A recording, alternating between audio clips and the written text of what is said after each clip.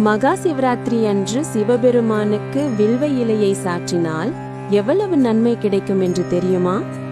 ஒரு சமயம் மகா சிவராத்திரி என்று குரங்கு ஒன்று வில்வ மரத்தின் மீதிருந்து இரவில் வில்வ இலைகளை பறித்து கீழே போட்டுக்கொண்டே இருந்தது.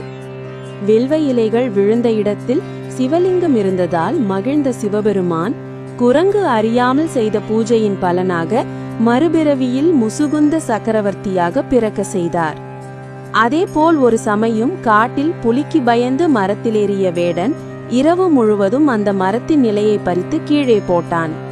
அது வில்வ மரம் என்றும் அந்த நாள் சிவராத்திரி என்றும் கீழே சிவலிங்கம் இருந்ததும் வேடனுக்கு தெரியாது. இவ்வாறு அறியாமல் செய்த வேடனுக்கும் மறுபிறவியில் ஸ்ரீராமனை நண்பனாக கொண்ட குகனாக பிறக்கும் பாக்கியம் கிடைத்தது.